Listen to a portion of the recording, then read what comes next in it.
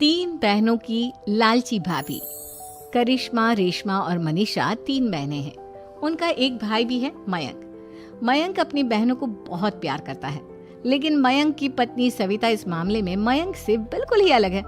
वो अपनी ननदों का जितना बुरा कर सकती है उतना बुरा करती ही रहती है और अपनी ननदों पर हुक्म भी चलाती है। करिश्मा, करिश्मा, तुमने अभी तक नाश्ता नहीं बनाया? तुम्हारे भैया को ऑफिस जाने में देर हो रही है। हाँ भाभी, बस अभी बनाती हूँ। करिश्मा, तुम ये ढीलापन छोड़ दो। कल को पराये घर जाना है। वहाँ अगर तुम इस तरह से काम करोगी तो लोग क्या कहेंगे कि माँ ने और भाभी ने कुछ सिखाया नहीं। और तुम्हारी दोनों बहनें कहाँ है? रेशमा मार्केट गई है और मनीषा सो रही है। क्या? सुबह के 8 बज रहे हैं और ये महारानी अभी भी सो रही है? ये कहते हुए सविता अपनी सास दुर्गा देवी के पास जाती है। माँ जी, देख रही हो अपनी बेटियों के तौर तरीके? क्या हुआ बहू, सुबह सुबह क्या कर दिया मेरी बेटियों ने? अरे एक तो अभी अभी उठकर किचन में गई है, दूसरी सुबह सुबह बाहर चली गई और तीसरी अभी तक सो रही है। क्या करूं मैं इन तीनों का, मैं तो परेशान हो गई हूँ। जा जाकर उठा उसे और रेशमा से मैं बात करती हूँ। सविता सीधा मनीषा के कमरे में जाती है और उससे कहती है, महारानी जल्दी उठो, सूरज सर पर आ गया है। भाभी थोड़ी देर और सोने दो ना, मैं रात को लेट सोई थी। वो क्या ना, यूनिट टेस्ट चल रहे हैं। शराफत से उठती है या नहीं, या फिर पानी की भरी बाल्टी डालूं तेरे ऊपर? नहीं भाभी, मुझे बिस्तर में नहीं लाना, उठती हूँ मैं। मनीषा जल्दी से उठकर बाथरूम में चली जाती है।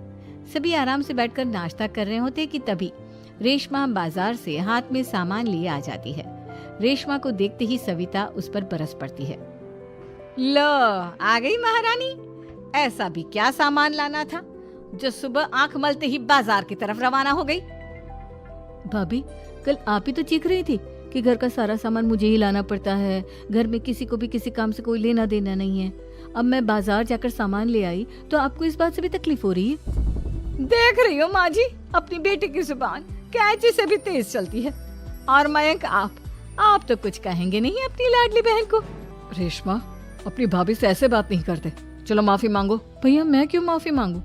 आप भाभी से बोलिए ना कि हम पर कम हुक्म चलाया करे।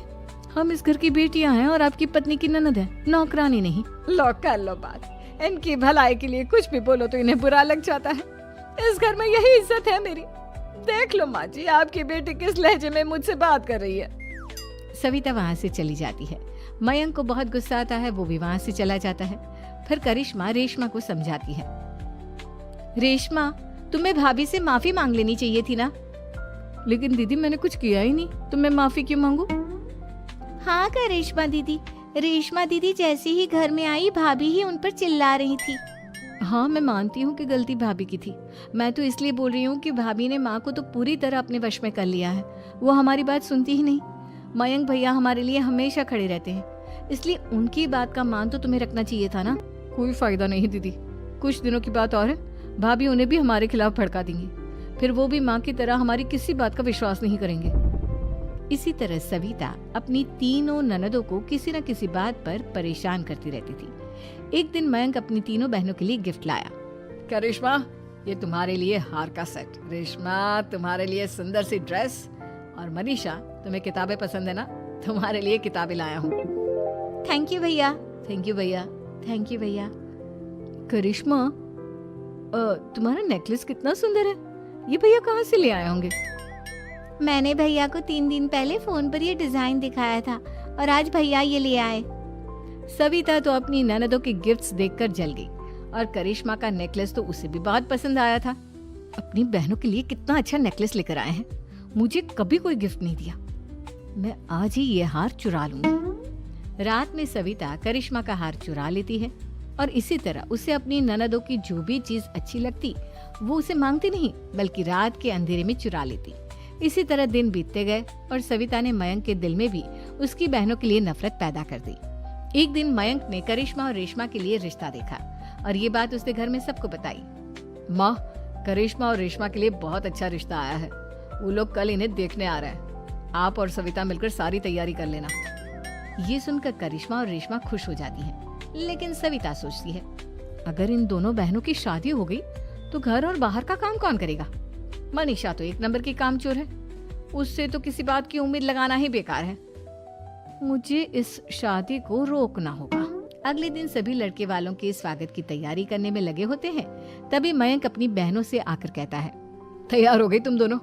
देखो दोनों लड़के बहुत अच्छे हैं, मैं कोई कसर नहीं छोड़ना चाहता, इसलिए तुम उनके सामने अच्छे से बिहेव करना और अपनी भाभी से लड़ने मत लग जाना। करिश्मा, तुम वो नेकलेस पहन लो ना जो मैं तुम्हारे लिए लाया था। भैया मैं बहुत देर से वो नेकलेस ढूंढ रही हूँ, लेकिन मुझे मिल ही नहीं रहा। क्या तुमने नेकलेस खो दिया? तुम्हें पता भी है वो कितना महंगा था? तुम कोई काम ढंग से नहीं कर सकती। मयंक गुस्से में वहां से चला जाता है। थोड़ी देर बाद लड़के वाले भी आ जाते हैं। वो दोनों बहनों को पसंद कर लेते हैं और रिश्ता पक्का हो जाता है। लेकिन सविता के दिमाग में तो कुछ और ही खिचड़ी पक रही थी। वो पंडित जी के पास करिश्मा की कुंडली लेकर जाती है और उन्हें पैसे देकर करिश्मा की कुंडली बदलवा देती है। जब लड़के वालों के पास करिश्मा की कुंडली जाती है तो वो दुर्गा को फोन करते हैं। बहन जी, हमने करिश्मा की कुंडली अपने पंडित जी को दिखाई थी। आपकी बेटी की कुंडली नहीं बल्कि दोषों का पिटारा है। देखिए, मैं और मेरे पति इन सब बातों में बहुत विश्वास करते हैं, इसलिए हम आपकी बेटी से अपने बेटे की शादी नहीं करा सकते। इस तरह करिश्मा का रिश्ता टूट जाता है और सभी घर वालों को बहुत दुख होता है। अब कविता सोचती है, चलो करिश्मा का तो रिश्ता टूट गया, अब रेशमा का भी रिश्ता तोड़ना है। क्या करूं क्या करूं? अब सविता आवाज बदलकर किसी अननोन नंबर से रेशमा के होने वाले ससुराल में फोन करती है।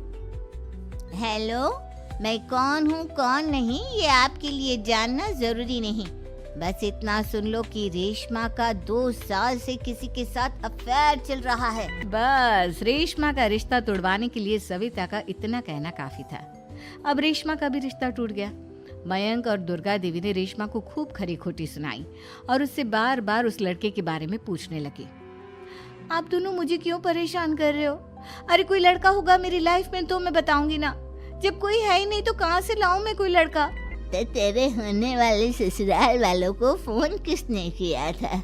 माँ मैं नहीं जानती किसने फोन किया था, मैं सच कह रही हूँ। मैं तो पहले ही कह रही थी इसकी लगाम खींच कर रखो, लेकिन मेरी सुनता ही कौन है। आप चुप रहिए भाभी, ये सब आपका ही किया धरा है। अब तीनों बहनों को विश्वास हो जाता है कि ये सब उनकी भाभी ही कर रही है। तीनों बहनें अपनी भाभी को सबक सिखाने के लिए एक वकील कर लेती है और घर में हिस्सा मांग। देखो भैया, माँ बाप की जायदाद में जितना बेटों का हक होता है उतना ही बेटियों का, इसलिए इस घर के 4 हिस्से होंगे और हमें अपना हिस्सा चाहिए। मैंने तुम्हारे लिए क्या क्या नहीं किया और तुम इस घर में हिस्सा मांग रही हो? भैया, आप और माँ हम बहनों की कोई बात नहीं सुनते हो और भाभी हमारी शादी नहीं होने देगी क्योंकि उन्हें लगता है कि आप हमारी शादी में ज्यादा पैसा लगाओगे और उन्हें हम जैसी फ्री की नौकरानी कहाँ मिलेगी। तो हम भाभी के साथ तो रह नहीं सकते, हम बहनों को अपना हिस्सा चाहिए। अरे तुम्हें शर्म आनी चाहिए अपने भाभी पर ऐसा इल्जाम लगाते हुए। वो तुम्हारे बारे में कितना सोचती है। हाँ माँ, भाभी हमारे बारे में बहुत सोचती है। दिन रात बस यही सोचती रहती है कि किस तरह से अपनी तीनों ननदों को परेशान करूं और कभी मुझे पढ़ने भी नहीं देती। दोनों बहनों का रिश्ता भी तो इन्होंने ही तोड़वाया है और रात में हमारे कमरे में आकर हमारी चीजें भी चुराती हैं। इसी तरह सविता की तीनों ननदें अपनी बात पर अड़ी रही। अब कोर्ट में तारीख भी शुरू हो गई। जब सविता को लगा कि उसकी तीनों ननद इतनी आसानी से नहीं मानने वाली, तो उसने अपने पति और सास को सारी सच्चाई बता दी और अपनी तीनों ननद से माफी मांगी। मयंक और दुर्गा को भी अपनी गलती का एहसास हो गया। अब सविता खुद करिश्मा और रेशमा के लिए अच्छा रिश्ता ढूंढती है और उनकी शादी करवाती है।